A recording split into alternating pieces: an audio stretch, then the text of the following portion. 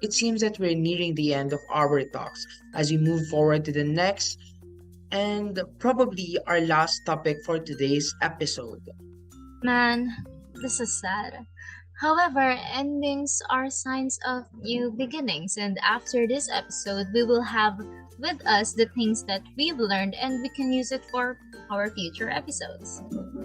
So true. Well, enough chit chat. How about let's go on to our last topic? And let's go to explain and discuss the relations between text, multi-frames, and multi-panels. We have with us Mika. Mika, please take it away.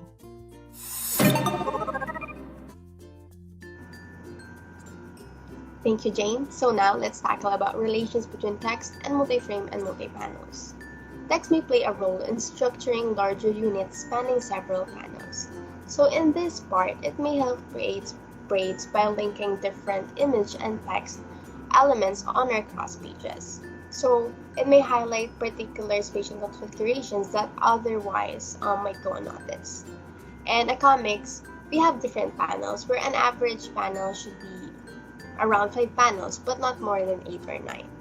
Because it really go more than that, but you can have these panels as you want. You can also have one panel if you want in a single comic.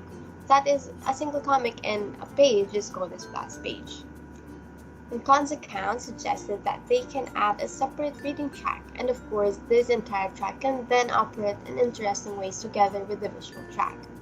So it will be an interesting track because, as Khan suggested, that a separate reading track can have tightly interfaced connection to language that brings back into a medium a very close relationship with time and temporal unfolding. Which a time and temporal unfolding is a system that automatically explore arbitrary text through temporal narratives or interactive fashions that allows users to get insights to the story or temporal happenings of multiple components, like for example, including temporal annotation, storylines, or temporal clustering.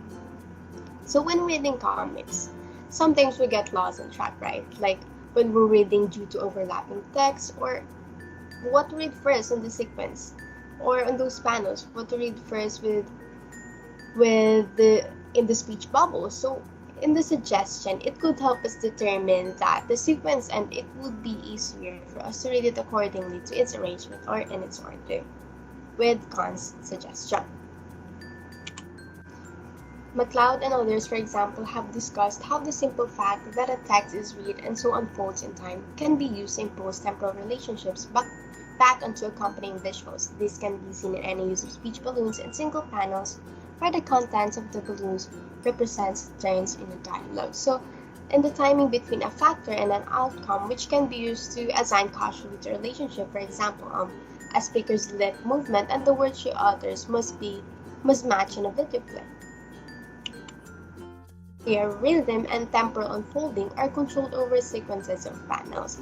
So it states that the rhythm and the temporal unfolding means that even though visually two people with speech balloons are both simultaneously present, their act of speaking will be read as ordered, which is then it also applies in larger scale cases. The text-image relation at issue here is one of the synchronization and timing of delivery and may serve to group entire collections of panels on a page. So these could be more related to issues of performances that can be delivered, as is occasionally mentioned with respect to the picture books when they are being read out loud to children.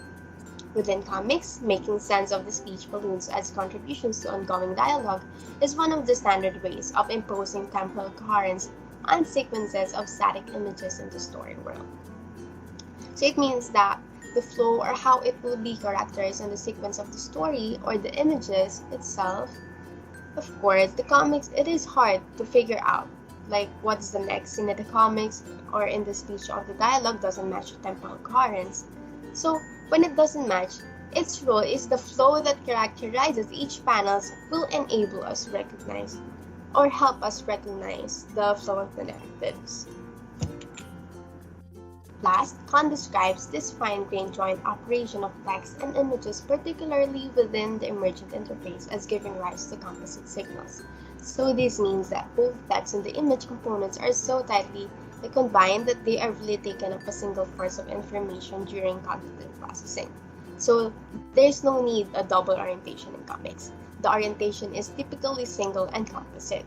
So the active deployment of layout panels and group of panels or spatial relationship is the connection or relationship to the story, which that serves a guide to a reader or viewer's attention over these tightly integrated composites. That's all for the relations between text and multi-frames and multi-panels. Thank you for listening. I hope you learned a lot. Oh, this is quite sad now that we've actually reached the end. Don't be sad that it's ending. Be happy that it happened. Mm. Wow, that's such rich words coming from you. Did you come up with that? Of course not. I got it from somewhere. Typical Gabby. Anyway, we're so grateful and thankful for the guests that have joined us. We're very elated that you've given us the chance to share and broaden our knowledge about comics. It may seem something surface level to some, but once you start filling up the layers, it's actually a very broad topic.